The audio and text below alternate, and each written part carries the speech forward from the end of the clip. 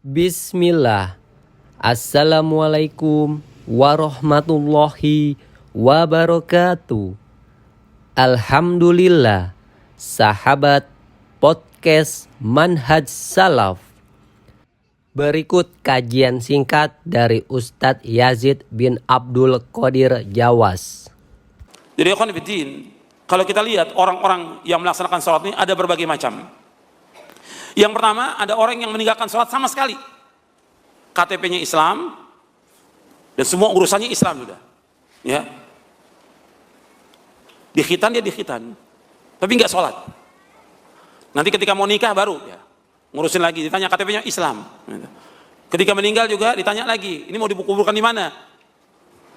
Di pemakaman kaum muslimin. Padahal dia nggak pernah sholat. Sama sekali nggak sholat. Ada atau tidak yang seperti ini? Ada atau tidak? Ada. Ada terjadi yang seperti ini. Ada yang meninggalkan sholat, yang 5 waktu dia tinggalkan. Semua ditinggalkan. Dia mengerjakan sholat selama setahun itu hanya 2 sholat. Idul Fitri, Idul Adha. Supaya dia bisa lebaran. Gitu. Diakui oleh kaum muslimin, bahwa saya Islam, boleh lebaran. Ada tidak yang seperti itu? Ada. Jadi sepanjang tahun sholatnya hanya 2 kali. Idul Fitri, Idul Adha. Ada lagi yang meninggalkan sholat yang 5 waktu, yang dikerjakan seminggu sekali. Sholat apa? Jumat. Yang 5 waktu ditinggalkan, nggak sholat. Tapi Jumat dia sholat.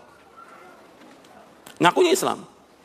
Ada juga yang mengerjakan sholatnya dalam sehari dia 3 kali.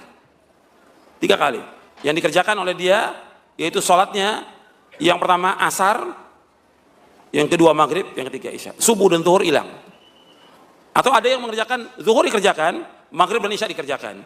Yang hilang subuh sama asar. Karena asar sedang sibuk-sibuknya dia kerja mau persiapan pulang. Ada yang mengerjakan seperti itu. Ada juga yang dia mengerjakannya 4 kali dalam sehari. Zuhur, asar, maghrib, isya. Subuhnya nggak pernah. Ada nggak yang seperti ini? Banyak. Tiap subuh mesti lewat. Kadang-kadang dia sholat juga, kapan? Matahari sudah terbit. Ya nggak sah, nggak diterima. Ya, tiap hari terlambat nggak boleh. Kalau sekali-kali terlambat boleh. Kalau sekali terlambat, Nabi SAW pernah terlambat sekali. Ketika safar, pulang perang, yang luar biasa, capeknya luar biasa. Nabi sudah menyuruh sahabat untuk jaga. Ternyata semuanya tertidur karena capek. Akhirnya bangun, menjelang matahari mau terbit. Disuruh Bilal azan. Setelah azan, karena matahari mau terbit, tunggu. Sampai matahari agak tinggi. Setelah matahari agak tinggi, sudah baru sholat. Qobliyah subuh 2 rakaat, baru setelah itu qomat, sholat berjamaah sholat subuh. Sekali. Cuma sekali itu terjadi. Dan riwayat yang sahih. Kalau umat Islam, sekarang beker ada, HP ada, semuanya ada. Bisa dia untuk bangun, tapi nggak bangun juga. Bahkan juga, ya Allah Subhanahu wa ta'ala menciptakan di antara makhluknya ayam. Itu kokoknya ayam itu membangunkan orang untuk sholat malam dan juga sholat subuh. Yang punya ayamnya nggak sholat. Kokok ayam berkali-kali dari mulai jam 3, jam 2 sudah kokok. Jam 3 kokok. Kemudian jam 4 juga nggak bangun dia. Sudah matahari terbit baru bangun. Ini terjadi dan banyak terjadi. Jadi ikhwan fillah, jazakumullah, ini dianggap masalah ringan dan dianggap nggak ada masalah oleh kaum muslimin. Padahal ini masalah besar. Dan saya sebutkan di sini hukumannya. Hukuman orang yang tidak sholat itu dihukum bunuh menurut syariat Islam. Dan ini merupakan pendapat Imam Syafi'i rahimahullah dan pendapat imam-imam yang lainnya. Pendapat yang kedua yaitu dipenjara sampai mati. Jadi nggak ada pendapat ulama itu yang ringan. Pendapat yang lain mengatakan dicambuk, didera orang yang nggak sholat itu. Tapi nggak terlaksana semua itu.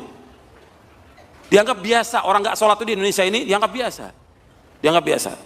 Nggak ada yang negur, nggak ada yang ingatkan. Bahkan kadang-kadang ada keluarga juga yang nggak sholat dibiarkan.